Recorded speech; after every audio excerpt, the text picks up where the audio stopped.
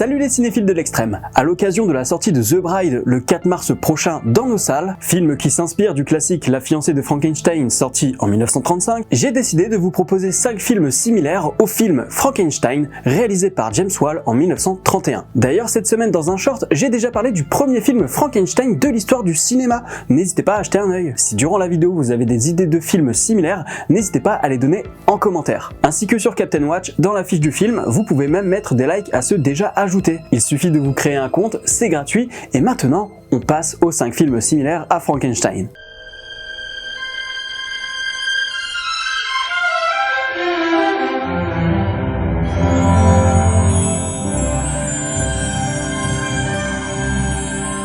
On commence tout de suite avec un film mexicain.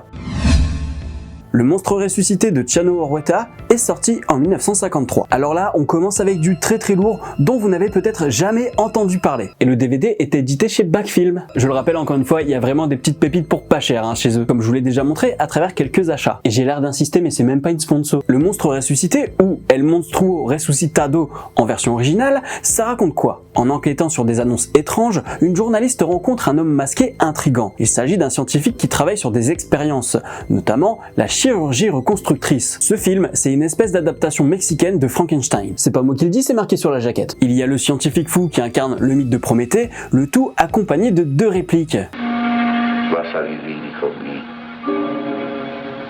Vas a vivir. Et ensuite, qui rappelle évidemment la réplique culte.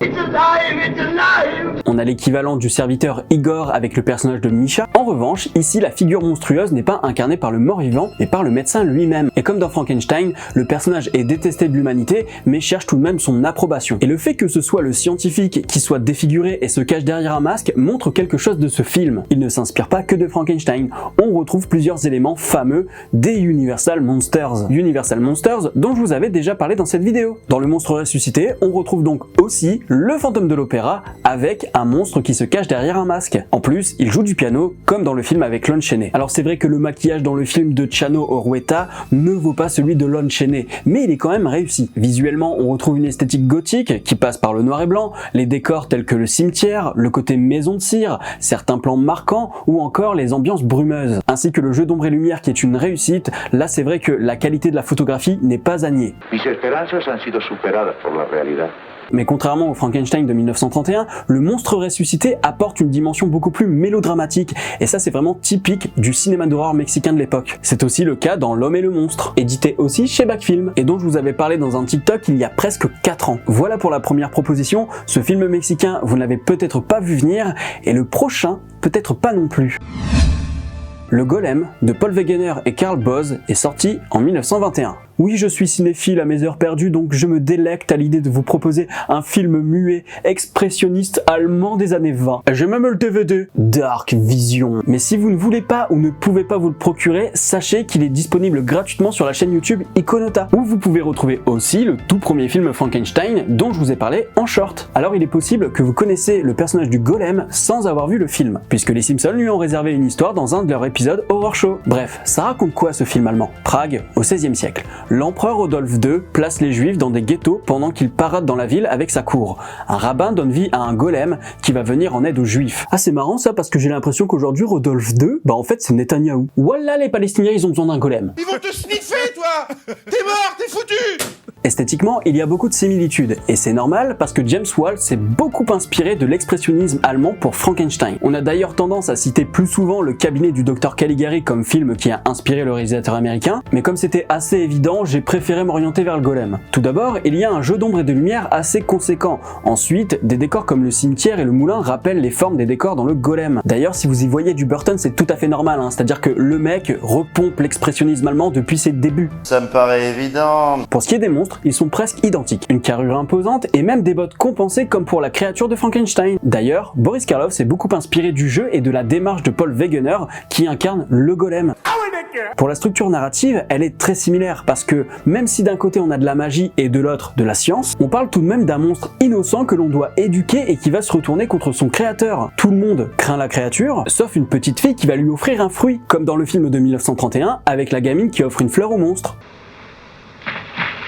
Oui bah fallait apprendre à nager, hein. Je ne vais pas vous en dire plus, je préfère vous laisser le découvrir, notamment parce qu'il est gratuit sur YouTube. C'est vraiment un monument de l'histoire du cinéma à voir, et plus particulièrement de l'expressionnisme allemand. Et maintenant, on va parler d'un film qui s'éloigne énormément des deux premiers que je vous ai cités.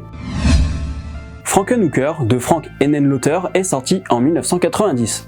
Alors là, on plonge dans les profondeurs du cinéma bis avec le réalisateur de Basket Case. Et j'adore vous faire découvrir ce genre de film. D'ailleurs, ce n'est pas pour rien qu'il est dans la Midnight Collection de Carlotta. Mais j'ai cassé mon boîtier. Frankenhooker, c'est l'histoire de Jeffrey Franken, un électricien un peu savant fou qui veut ramener sa copine à la vie suite à un accident de tondeuse à gazon. Et on le sait que les tondeuses à gazon, ça peut faire des dégâts. Party's over.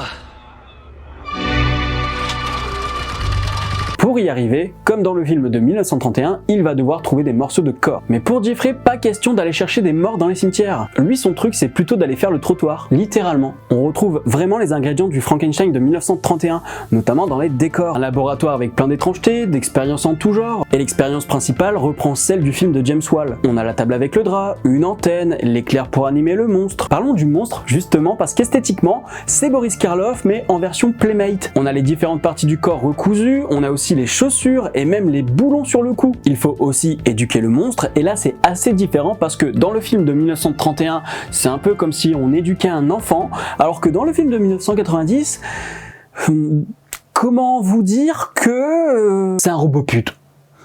Pardon, j'ai pas trouvé d'autres mots. Want a date? Going out? Looking for some action? Need some company? On a aussi le fait de tuer par accident la personne qui va l'accepter malgré sa différence. Sauf que là, c'est pas l'innocence d'une enfant, mais la perversité d'un gros dégueulasse qui veut se faire lustrer les prouvettes. Vous l'aurez compris, similaire, ça ne veut pas dire parfaitement identique. Là, pour le coup, on a des couleurs hyper flashy, en opposition au noir et blanc du film de 1931. Le ton est plus humoristique aussi. Si vous connaissez Reanimator, c'est un peu dans la même veine. Et d'ailleurs, Reanimator est similaire à Frankenstein. Reanimator, le cabinet du Dr Caligari, voilà, ça vous fait 2 films bonus. Et maintenant, on passe à une parodie qui découle directement du film de 1931.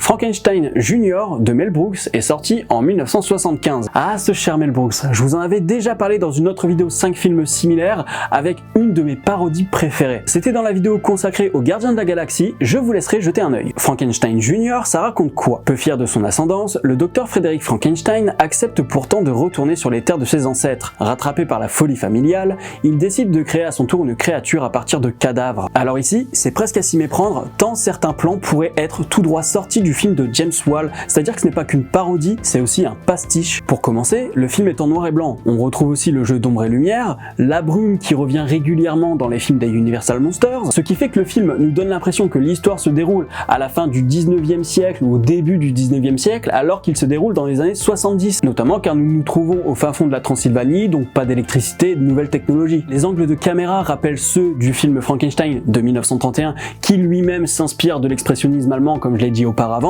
et ça se voit aussi dans le laboratoire. D'ailleurs, les plans du laboratoire pourraient être confondus avec ceux du film de James Whale s'il n'y avait pas de toile d'araignée. Tout simplement parce que Mel Brooks a récupéré les accessoires originaux de Kenneth Strickfaden. Et en parlant de décors, on a aussi des croix dans le cimetière qui sont de travers, même si ce n'est pas aussi imposant que dans le film produit par Universal. Comme c'est une parodie, on retrouve beaucoup de choses qui étaient présentes dans le film des années 30. Les caractéristiques physiques du monstre avec un cerveau anormal, Igor, la petite fille et les fleurs, le mythe de Prométhée avec le principe d'éducation et le monstre qui va se retourner contre son créateur, la liste est longue. It's alive! Oui, évidemment que ça, on allait la voir. On a même des références à la suite du film de 1931, La fiancée de Frankenstein. Petite parenthèse quand même sur la musique. Qu'est-ce que ça vient faire là, ça? Ah oui, je sais pourquoi. Voilà, maintenant vous saurez d'où vient la musique de ce mème, si ce n'était pas encore le cas. C'était vraiment très intéressant. Et maintenant, je vous propose la carte blanche de mon invité Jonathan, de la chaîne YouTube Jonathan Asia. Salut Morgane, et merci infiniment de me faire participer à ta vidéo 5 films similaires à Frankenstein. Alors j'aurais pu te parler d'un film que j'aime énormément, Frankenstein Army, qui est juste un petit bijou de créativité et une pure folie visuelle, mais je m'appelle pas Jonathan Asia pour rien, et mon amour pour l'Asie me pousse à te parler d'un petit bijou sorti en 2009. 2009. Vampire Girl versus Frankenstein Girl. Déjà, franchement, rien qu'au titre, c'est un film qui s'inscrit totalement dans cette vague d'horreur extrême comique qu'on a eu de la part du cinéma japonais dans les années 2000, dans la lignée de Tokyo Gore Police, Meatball Machine ou encore The Machine Girl. C'est d'ailleurs réalisé par l'un des princes du genre, le co-réalisateur de Tokyo Gore Police et de Helldriver, Yoshihiro Nishimura, et qui pour ce Vampire Girl versus Frankenstein Girl s'associe avec un spécialiste du cinéma un petit peu érotique, gore, pinko-ega, Naoyuki Tomomatsu. À savoir que le film est adapté du manga qui porte le même nom, créé par Shungiku Ushida. C'est d'ailleurs une mangaka et on remerciera jamais assez cette dame pour toute la créativité dont elle a fait preuve. Dans ce film complètement starbé, on va suivre l'histoire d'une jeune lycéenne vampire, éternellement adolescente, qui tombe amoureuse d'un camarade de classe. Le problème, c'est qu'il est déjà en couple avec Keiko. Elle dirige une bande de girls complètement allumée et Keiko va finir en morceaux. Mais vraiment en morceaux. Et c'est là que le mythe de Frankenstein apparaît dans le film, puisque le père, qui est un espèce de savant fou complètement taré, va reconstituer sa fille, il va l'upgrader en faisant une Frankenstein Girl robotique. Et c'est là que le gore extrême, que le combat et que le n'importe nawak se déchaînent. C'est un petit trésor de créativité qui dure moins d'1h30, mais qui vraiment est un pur délire visuel, un pur délire gore. C'est alors outrancier, c'est pas du tout réaliste une seule seconde, c'est typiquement le genre de film où les nanas ont des tronçonneuses qui leur sortent des fesses, c'est du meilleur goût, on est d'accord, où le sang jaillit, mais d'une manière assez cartoonesque, et le ton du film n'est pas du tout à prendre au sérieux. Il y a 1000 idées à la minute, on ne s'ennuie jamais, c'est d'un rythme assez fou, les personnages, ils sont tous complètement tarés avec des styles excentriques.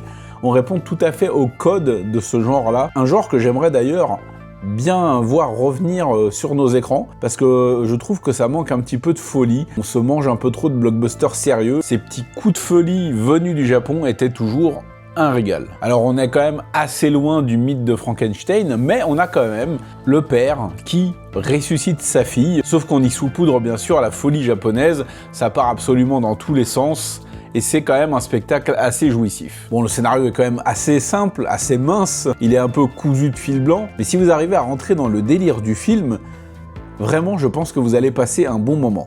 C'est une revisite assez lointaine, pleine de fun, pleine de gore, complètement what the fuck, et vraiment pour moi je trouve que c'est un film à découvrir, il y a vraiment de bonnes chances que vous passiez un bon moment. Encore merci pour l'invitation mon pote, ça fait vraiment plaisir, et j'espère que les gens pourront découvrir ce petit bijou et tous ceux dont tu as parlé dans cette vidéo. Merci Jonathan d'avoir accepté l'invitation, merci pour cette recommandation complètement barjo, et bien évidemment la chaîne de Jonathan est en description de la vidéo. Étant donné le titre de sa chaîne et le film qu'il vous a proposé, vous vous doutez bien qu'il parle de films asiatiques, mais pas seulement. Dans cette vidéo vous aurez eu un film méconnu, un classique du cinéma muet, une parodie, des films de série B voire série Z, il y en a vraiment pour tous les goûts. Vous pouvez donc retrouver tous les films similaires à Frankenstein sur sa fiche Captain Watch, et si vous avez d'autres films en tête, vous pouvez les ajouter vous-même sur la fiche du film. En attendant la prochaine vidéo 5 films similaires, vous en avez déjà quelques-unes à regarder si ce n'est pas encore fait. Likez et partagez un maximum cette vidéo sur les réseaux sociaux pour donner de la force à la chaîne, et bien évidemment abonnez-vous pour ne pas louper les prochaines vidéos. Quant à moi je vous dis à la prochaine sur la toile. Salut!